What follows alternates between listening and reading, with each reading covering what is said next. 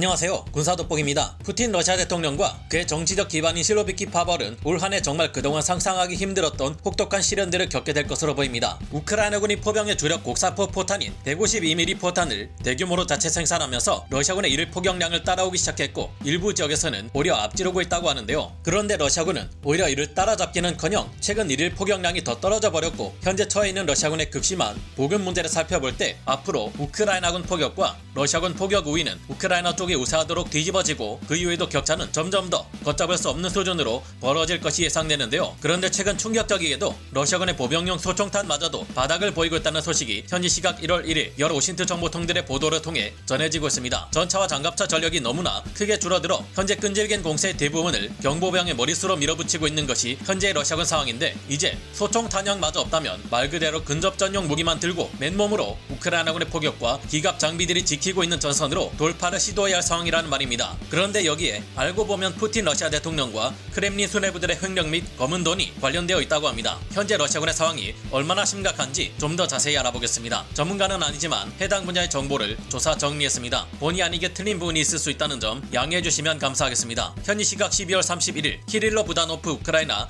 군사정보국장은 브리핑을 통해 러시아군이 현재 탄약을 보급받는 데 있어 매우 심각한 문제에 처해 있다고 밝혔습니다. 그는 이 같은 러시아군의 탄약 부족 문제가 3월이 될 때까지 지금보다도 더욱 악화될 것으로 내다보았는데요. 그는 러시아군이 우크라이나 전선 전역에서 하루 5만 발을 쏟아붓던 포격량이 하루 19,000발에서 2만 발 정도로 최근 크게 줄어들었다고 밝혔습니다. 현지 시각 2022년 12월 31일 영국 국방부 또한 보고서를 통해 우크라이나 전역의 모든 러시아군이 포탄이 부족해서 작전을 수행하기 어려운 상태라고 평가해 러시아군의 탄약 부족 문제가 심각하다는 평가에 신빙성을 더했습니다. 최근 러시아군이 그나마 포격을 가하며 공세를 유지할 수 있었던 배경에는 벨라루스의 지원이 있었다고 하는데요. 최근 몇 달 동안 벨라루스는 러시아에게 대규모의 비축 포탄과 탄약을 지원해왔지만 이제는 그 물량마저 바닥을 보이고 있어 러시아는 물론 벨라루스마저 전쟁 수행 능력을 상실한 상태라고 합니다. 최근 루카셴코 벨라루스 대통령이 이 전쟁에 참전을 거부한 것에는 국민들이 반대하는 전쟁을 강행하다가 정치 생명이 끝장날 수 있다는 우려와 함께 포탄이 부족하다는 현실적인 문제 또한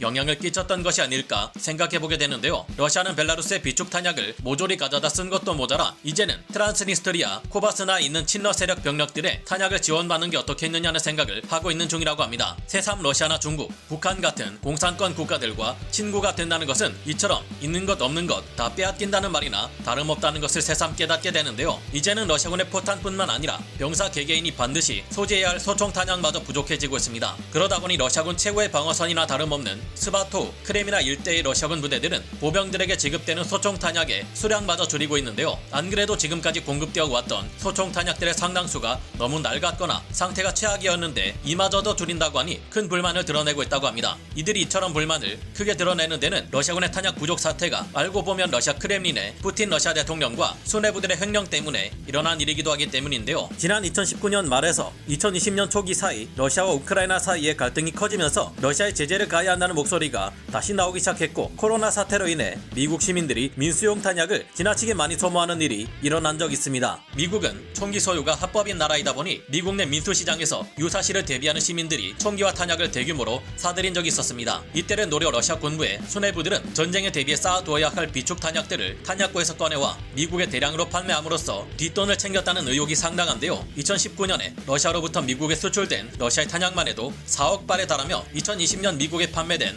러시아의 비축 소총 탄약은 4억 3천만 발이 넘어갈 정도로 막대합니다. 이제 전선에 배치된 러시아군 병력들은 푸틴과 실로비키 파벌들의 횡령 때문에 울며 겨자 먹기로 맨몸 우라 돌격을 감행해야 할 상황인데요. 그럴 바에야 이들이 반란을 일으키거나 대규모로 우크라이나에 투항해 자신들을 소모품으로 전락시킨 러시아에 맞서 싸우는 자유 러시아 군단의 일원으로 다시 태어나는 것이 어떨까 생각해보게 됩니다. 오늘 군사돋보기 여기서 마치고요. 다음 시간에 다시 돌아오겠습니다. 감사합니다. 영상을 재밌게 보셨다면 구독, 좋아요, 알림 설정 부탁드리겠습니다.